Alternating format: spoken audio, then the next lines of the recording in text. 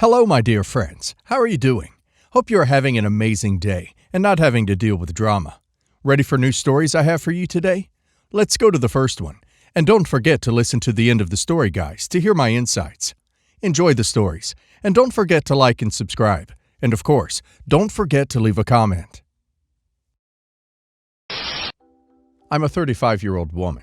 I got a younger brother, 23, James, and an older sister, 38, Jessie. Our father passed away due to an accident when we were small, and our mom raised us alone. We didn't struggle or anything.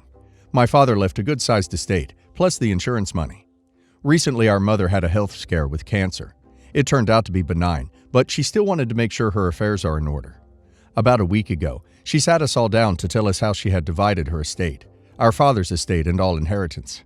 I was a bit outraged to hear Jessie was getting more than James and me. Jessie isn't married and doesn't have any children. She has a rabbit. I have 4 kids, and James has 2. I felt like we needed the money more than Jessie. Mom was even giving her the house. Jessie doesn't need the big house all to herself and rabbit. I told my mom how I felt and suggested that Jessie get less. James and I have kids, spouses, and more expenses than her. I have twins, and she has a rabbit.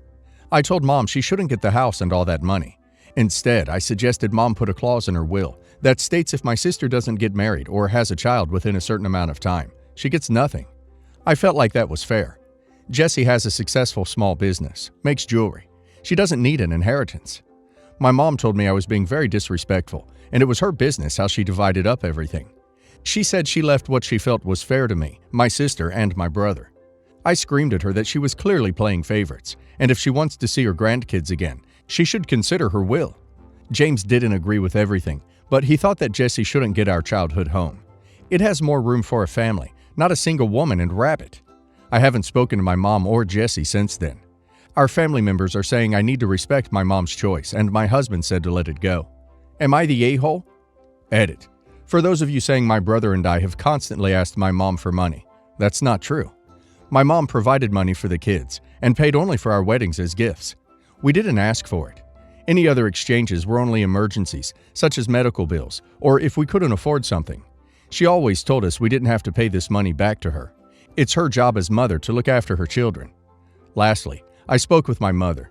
I said she was free to see the kids, but I'm still not happy with this. She can set up trust funds for the kids, or work them into the will or pay for college. Even suggested the house is put into all our names instead of just Jessie's. If anything, I can just contest the will should the time come. My parents worked very hard to provide us with a good lifestyle, and it's only fair my children and my niece and nephew get to experience that too.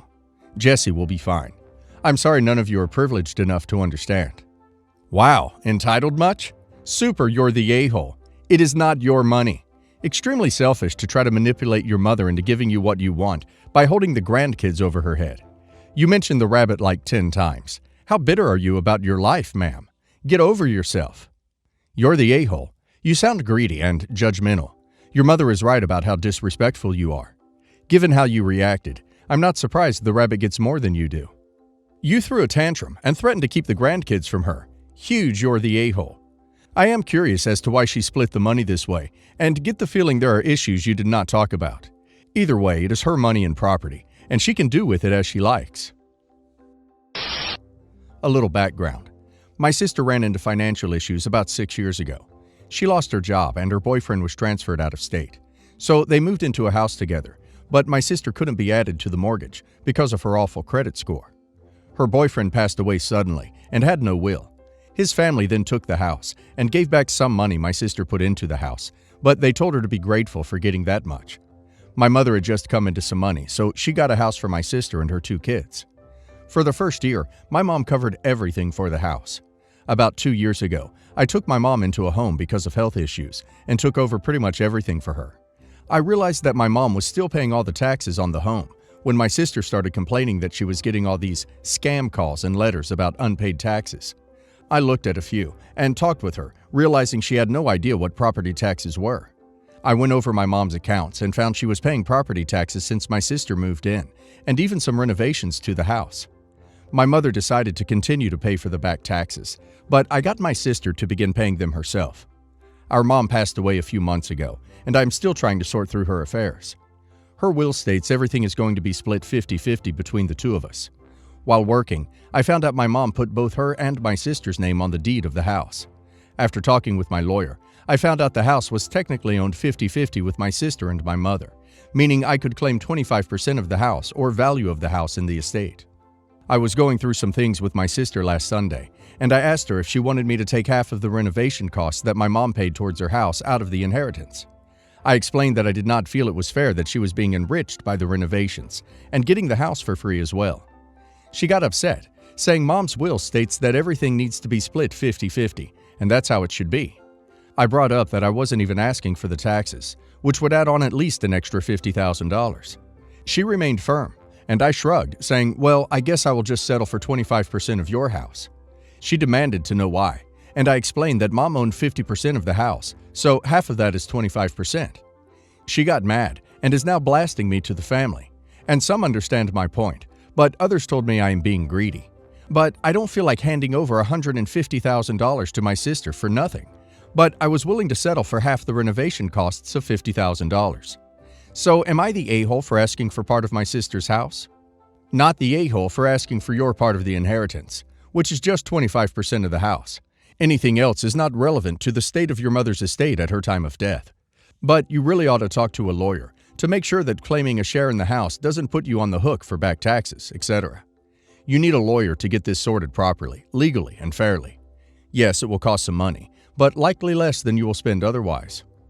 Not the a-hole. It is not her house. She is only entitled to 50% of it. The renovations are not part of this. They contribute to the value of the house, but it is money already spent, and it isn't part of the estate. Estates don't include all the money the person ever spent in their lives, only what is left today. You only need to look at exactly what is in the estate and split that 50-50. If your sister wants the house all to herself, then she has to accept that 25% either goes to you, or she forfeits other assets to the value of the 25% and gets the house all to herself, which, frankly, would be the most sensible approach for both of you. Not the a-hole. Your mother gave you 50%, which included the percentage of the house, so you now own 25% of the house. If your mother wanted your sister to own the house free and clear, she would have given her sole title on the deed, but she didn't. Your sister already is coming out ahead, based on what your mother gave her, and you shouldn't feel guilty for following the provisions of the will. I, 54 female, crochet. People who have seen my work say it's heirloom, museum quality, so I'm not just going off my own opinion that it's good. My husband, John, 47 male. Names are fake, and I've been married for 17 plus years. Together 5 more before that. John is the oldest, then John's sister, Samantha, 46, then their much younger half-brothers, Rob, 38, and Seth, 36. Thus, I have considered Rob and Seth family since they were kids. I often crochet for family. Samantha asked me to make a beach cover-up. Mother-in-law asked for a sweater. They've each received afghans and scarves. One cousin got a baby afghan, another a set of placemats, etc. All of those items were well received. Also, John has several scarves, and we have afghans all over the house. Everything was fine until Rob married Joanne 3 years ago. John and I bought them 2 things off their registry at $25. I also got them a set of napkin rings and made them a matching set of 8 coasters, 8 napkins, and a tablecloth. Between store-bought items, materials purchased, time invested, I'd value the whole gift set at over $5,000. John and I got a note signed by just Rob, thanking us for the gift. Joanne didn't like the crocheted items. They weren't store-bought and didn't fit her aesthetic. Rob and Joanne had a baby boy, Charlie, 1 year later. For the shower, I made 2 baby afghans. I wasn't able to attend due to cancer, chemo. I'm in remission now, but sent the gift via mother-in-law. Never got so much as a thank you. I saw, 3 months after Charlie was born, a cute pattern for a baby sweater, hoodie. I had some extra red and green yarn, so I made it for Charlie. Again, sending it via mother-in-law, who was babysitting. Joanne sent a message back via mother-in-law. Thanks, but I'm not exposing Charlie to bright colors. So if you send any more handmade junk for him, could it at least be in the muted colors that I prefer? Seth and Diane are engaged and the wedding's in July. I was planning on, again, buying a couple of small things from the registry, but also making a tablecloth with a different pattern, which is honestly much more intricate than the one I made for Rob and Joanne. I have quite a bit of it done. But now I am hearing from mother-in-law and Samantha that the last time they babysat for Charlie, Diane and Joanne were complaining about the ornaments. laughing about the kitschy-made crap I'd made for Rob and Joanne's wedding, and saying how Diane would likely get the same. The dictionary says kish is art in poor taste, yet with a certain ironic appeal. I don't think my work fits that, but far be it from me to force things on people who won't appreciate them. So would I be the a-hole if rather than giving Seth and Diane the tablecloth plus something small from the registry, a gift equivalent to what Rob and Diane got from us, we just buy something off the registry, and since I'll finish it anyway, give the tablecloth to my best friend instead? Honestly, I'll probably cave, because I do love Seth. It's partly for him, and Diane's comments aren't his fault. But, not the a-hole. Save your talents and the love that goes into them for those that appreciate the gifts. If Seth says anything, just tell him that you understand Diane doesn't prefer homemade gifts, and you respect that. Offer to make him something personal, like a sweater or hats and gloves. Give the tablecloth to your best friend, where it will find a loving home. A very gentle you're the a-hole. You need to change your perspective on gift giving. People have different tastes and styles, and the purpose of a gift is to bring joy to the person receiving it. I, for example, have 0 crochet items in my home, and believe me, it's no accident. If a new in-law were to completely ignore my own tastes and suddenly start gifting me crochet pieces that change a room, it would tell me that they have 0 interest in who I am or what I like. Your relatives should have found a polite way to express that they don't want such gifts, but please stop what you're doing and stick to the registry. Ma'am, you sound like a very, very nice lady. I love that you have a talent that you're so passionate about, and I'm sure there's so many people who would admire and be grateful for such gifts. But in this case, they're neither wanted nor appreciated. Please stop. Samantha and Diane don't like crochet, whether they've said it to your face or not. And while you're concerned Seth will miss out, I don't know of a single man who'd give 2 hoots and a holler at a tablecloth. Save your work for a friend who will love it as much as you do. I, 26 female, recently started a well-paid job in finance. My family had little money whilst I was growing up. My mom worked several jobs, some involving domestic labor for richer families whose kids I went to school with. My boyfriend, 24 male, and I have a similar background. We both got scholarships to prestigious schools and universities and had the privilege of growing up around money, but neither of us had much of it. We now share a house and expenses. His career is in town, and I spend my weekends in, and I pay double rent throughout the week and commute home from the city to see him. It costs me a lot, but I want to make it work. My job is extremely difficult. I'm talking 16 to 17-hour days with high stress. I landed my bonus and cried at the money in my account. To many people, it might not be a lot, just an ordinary paycheck, but to me, it meant for the first time in my life, I saved enough to have some money at the end of the month to buy something nice for myself. Tonight, I decided to buy my boyfriend a round at a bar. Since he was sat closest to the bar, I handed him my phone. We both know each other's passwords, and told him to get the next round. What I didn't know is that my Apple Pay showed my recent purchases when he paid for the drinks. I bought myself a really nice dress I wanted. It was probably the most expensive dress I'd bought myself, but it was my signing bonus, and I wanted to buy something nice and treat myself. My boyfriend got extremely angry with me. He couldn't believe I'd spent so much on one thing, and said he thought I wanted to do something good with the money I earned. He said it was a ridiculous purchase, and no one needed that. I have offered to take on more of the rent and expenses. I already pay double rent so we can make a life together. He couldn't afford the place in the town alone as we share a room. He doesn't want any of that other than splitting equally, and I accept that. Am I the a-hole for making a lavish purchase with my bonus and pissing off my boyfriend, who took my phone and went through my statements? Sharing expenses is different from pooling income. Sharing expenses just means you each put in a share on the bills. What you do with the rest of the money after the bills are paid is your choice. He has no say in that. Nor should he unless he expects you to have a say in how he uses his money after the bills are paid. Not the a-hole. Sounds like you work so hard you deserve a treat. He should be grateful you're paying for his rent. You only go there at the weekends, so you are basically subsidizing his lifestyle. The least you can do is buy something just for you. I'd be wary of the life ahead if he's so judgmental about your financial decisions. Maybe you two are not as matched as you think you are. You used your bonus to celebrate. He thinks you should have saved it. Relationship red flag when partners do not have the same philosophy about money. Do you see yourself marrying him and him being the father of your children? Yes? Then go to joint premarital counseling. No? Then let it go. And you need to stop paying double rent. Not the a-hole. I, female 38, have been married to my husband, male 45, for 7 years. We have 2 kids together, 5 female and 3 female, and I'm currently pregnant with our 3rd child. He also has a daughter from a previous relationship who is 17 years old. Since being with my husband, she at first never liked me and made it known she doesn't like me. I admit at first I was pushy because I wanted her to like me and I wanted to be considered a friend. But I've since apologized and instead show her my love by doing favors for her. Since then, we have had an okay relationship, and I was okay with that because I wanted to take it at her pace.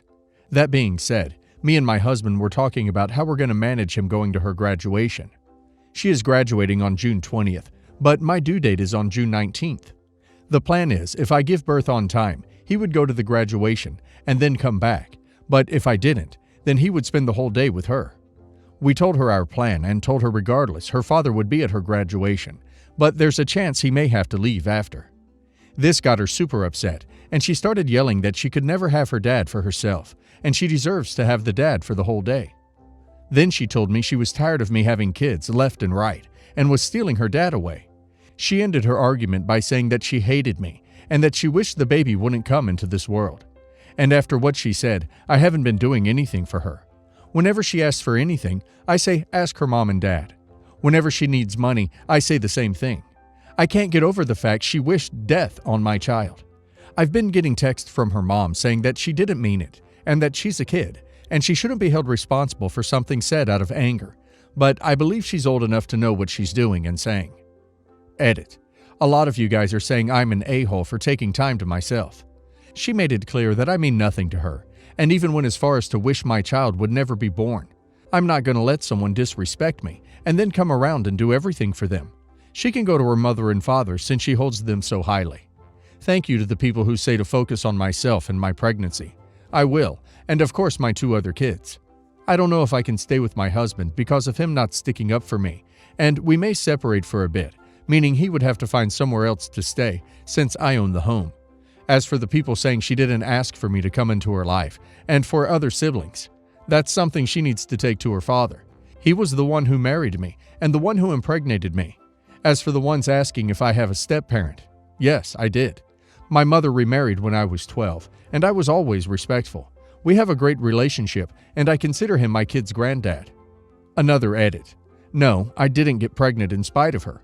It was in the moment, and we weren't thinking about her graduation. And for the people saying she deserves to have her dad for the day, she can. I don't care anymore.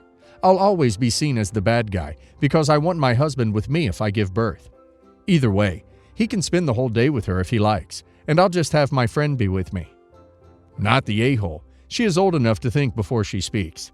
If she feels that she is not spending enough time with her dad, then she needs to talk to him about it. What she said was completely cruel.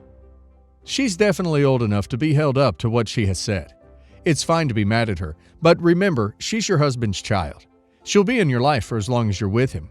Take your time, but eventually, you and her gotta have a conversation on your relationship. Have you considered family therapy? Not the a-hole. She's 17 years old, not 7.